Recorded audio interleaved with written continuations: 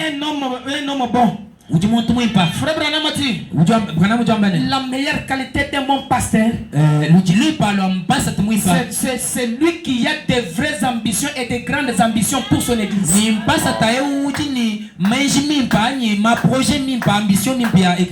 sais pas si vous avez compris. Pour savoir que vous avez un bon pasteur, vous le verrez par les actes qu'il commet. Que le Seigneur vous bénisse. C'est celui qui a des vraies ambitions pour son église. En tout cas, que Dieu lui bénisse richement. Pourquoi? Il dit: je ne permets jamais qu'aucune de vous puisse souffrir. Et surtout en cette année. Que le Seigneur vous bénisse. Nous devons vivre de nos bénédictions. Que le Seigneur vous bénisse. On n'a pas une promesse dans la Bible qui nous dit que nous devons souffrir. Donnez-moi dans la Bible là où on nous dit que nous devons souffrir sur la terre. Est-ce qu'il y a-t-il une écriture comme ça dans la Bible? Il n'y a aucune écriture qui dit ça dans la Bible. C'est pourquoi j'ai le courage. Parce qu'il y a des promesses dans la Bible. Non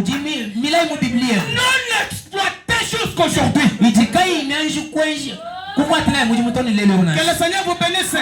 Il y a des promesses dans la Bible. Peut-être les autres, toi tu ne les connais pas. Que Dieu vous bénisse. Je suis l'Éternel qui vous guérit de toutes vos maladies. Ce sont des promesses. Ça dit quand tu tombes malade, regarde dans la Bible. Seigneur, tu as dit dans ta parole que je suis l'Éternel qui vous guérit de toutes vos maladies. Quand tu tombes donc dans la... Quand tu es affamé, quand tu manques, tu vois que tu commences à souffrir, regarde dans la Bible. La Bible nous dit: vous serrez la tête et non jamais la queue. Maintenant pose la question: je deviens la queue comment? Que le Seigneur vous bénisse. Moi je suis créé pour être la tête. Mais je m'étonne du fait que je commence à devenir la queue. À la place où les gens devaient venir chez moi, emprunter l'argent chez moi, je me retrouve en train d'emprunter chez les autres. Ce n'est pas une promesse qui existe dans la Bible. La Bible dit: vous prêterez aux gens, mais vous n'emprunterez jamais. Ce sont des promesses non exploitées dans la Bible. Maintenant le problème c'est quoi? C'est là où il y a le problème. Le problème c'est ta foi. Que Dieu vous bénisse. Peut-être ta foi est minime. Que le Seigneur vous bénisse. Peut-être ta foi est trop mince. Ça ne peut pas travailler. Mais je te dis autre chose. Ce soir, il y a encore de l'espoir. Que le Seigneur vous bénisse. Le Dieu d'Abraham qui avait guéri. Et surtout c'est très bien ce soir. Il y aura la scène de la guérison ce soir. Je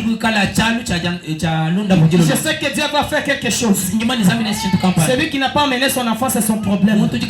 Parce que la chose était déjà dit. Parce que la guérison va se faire immédiate. Ça ne va pas demander que ça prenne des heures. Le problème c'est ta foi seulement. Si tu es malade, regarde dans la Bible. Si tu souffres, regarde dans la Bible. William Marol Branham dit: si ce Dieu est encore un Dieu historique, il nous dit qu'on aille faire le chant. Que le Seigneur vous bénisse. Nous tous on connaît faire le chant ici. Nous tous aussi on sait faire des commerces. Maintenant si ce Dieu est déjà historique, on commence à lire la Bible parce que ce sont des écritures libres. Mais il faut que Dieu puisse sortir de la Bible. Il sort de la photo. Ça ne sert à rien de commencer à relater aux gens. Dieu a fait. Il a béni Golgotha.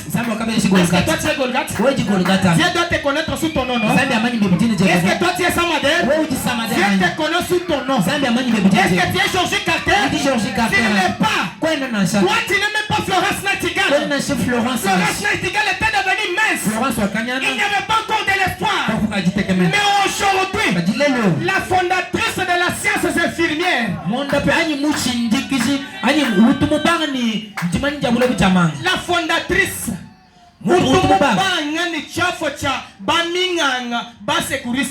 Les gens que vous appelez les infirmiers. C'est Florence Nightingale. Mais elle était devenue les os. Il n'y avait pas cours de l'espoir pour elle. Mais grâce à la prière, elle avait marché combien des hôpitaux? Elle était allée dans combien des hôpitaux? Mais Florence Nightingale est connue aujourd'hui dans la Bible. Frère Branham a parlé d'elle à cause de la prière seulement. Maintenant ce soir, je peux invoquer le Dieu de Branham, le Dieu qui m'a appelé sans avoir demandé de demande.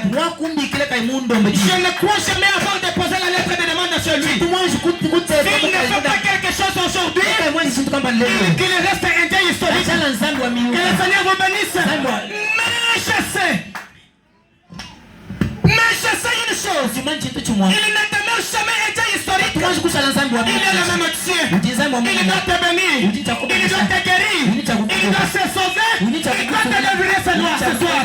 Parce qu'il y a encore de l'espoir. Le Dieu de Branham, qui a fait à ce que 40 camions de béquilles. 40 camions de béquilles. Tout mignon, toi, tout calme, toi, du bonbon. Était allé jeter dans l'eau. Les béquilles. Les gens qui étaient extropiés. Les gens qui étaient déboîtés. Il n'y avait pas quelqu'un qui était né aveugle. Mais avec le Dieu de Branham, 40 camions de béquilles étaient jetés dans l'eau. Qu'est-ce que c'était si peu manqué de faire pour toi? Quel péché que toi tu as commis que Dieu ne puisse pas faire pour toi? Est-ce que tu avais jeté aussi du temps de Jésus? Que le Seigneur vous bénisse. Est-ce que tu avais jeté aussi le pierre à Jésus? Que le Seigneur vous bénisse. Dis-moi, qu'on se dise la vérité. Peut-être on a de l'ignorance. Qui a vécu du temps de Jésus ici? Qui a vécu du temps de Jésus? Qui avait jeté aussi la pierre sur Jésus? Que Dieu vous bénisse. Amen. Maintenant tu manques d'être béni. Frère Branham, d'ailleurs le soldat qui avait poignardé Jésus, il s'était retrouvé au ciel. Que le Seigneur vous bénisse. Le soldat qui avait poignardé Jésus était allé au ciel. Maintenant, quel mal que toi tu as fait? Quel mal que tu as commis? Que tu dois souffrir jusqu'à ce soir. Oh! Il y a des gens dans ce monde. Ils vivent dans le fétiche. Ils ont des fétiches dans leur maison. Mais ils vivent bien. Leurs enfants étudient dans l'étranger. Leurs enfants mangent très bien. Mais vous trouvez, vous qui vous séduisez les enfants de Dieu, autant d'être bénis, tu te retrouves en train de souffrir. Que le Seigneur vous bénisse. Au lieu d'être, nous devons vivre de nos bénédictions.